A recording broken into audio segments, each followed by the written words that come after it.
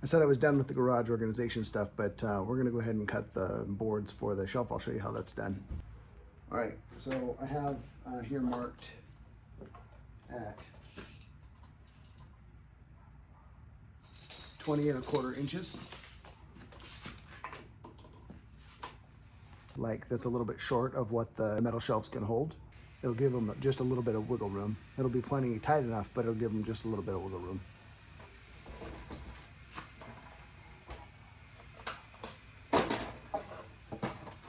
And it would help if I had my power turned on.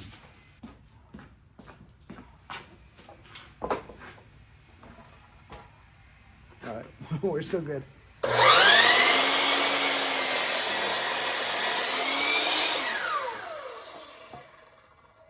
I'm gonna take you into the garage and see if we can do this without shutting off the camera.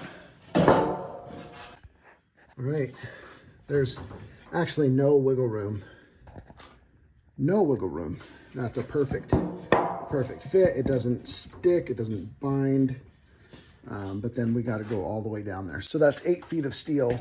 So we need a total of 16 boards at 5.5 inches, or maybe at 17, I don't remember. But I have just barely enough lumber to do both shelves.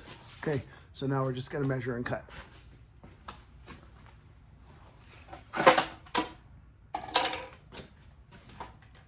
I want to show you something.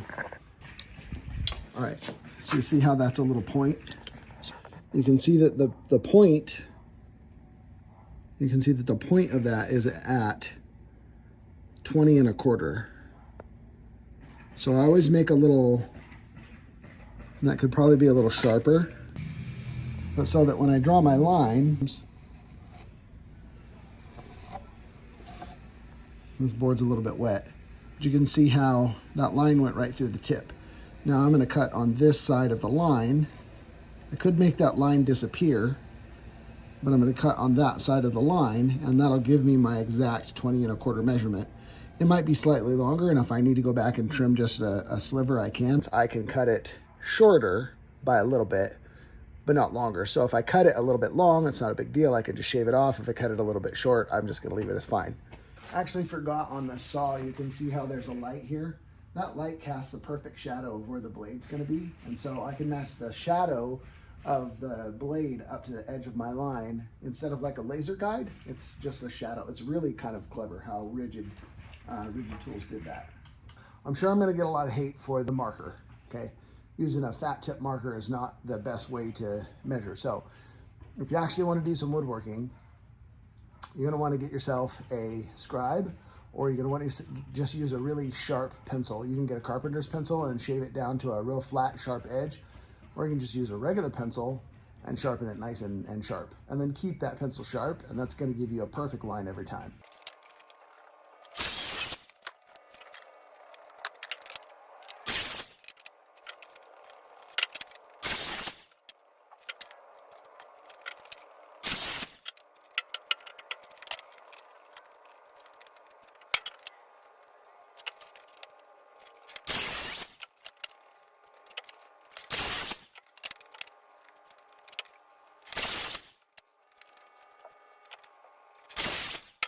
So I don't know everything there is to know. This is just, I'm showing you my process of how I learn. I'm gonna see if I mark all of the marks. Well, I'll do this on 2, but I'm gonna mark it in 2 places, and I'm gonna cut it, and then I'm gonna measure each piece to see if I can just get away with doing it that way. I'm sure that when I'm trying to be more precise, that's not gonna work, but for this, it probably will. So.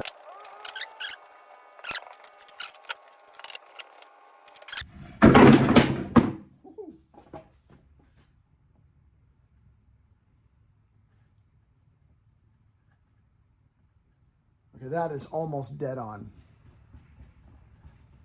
The second one is ever so slightly longer, like by just a hair longer. I can feel it with my finger.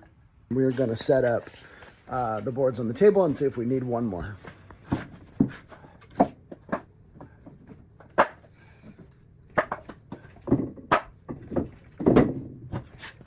That's a lot of boards.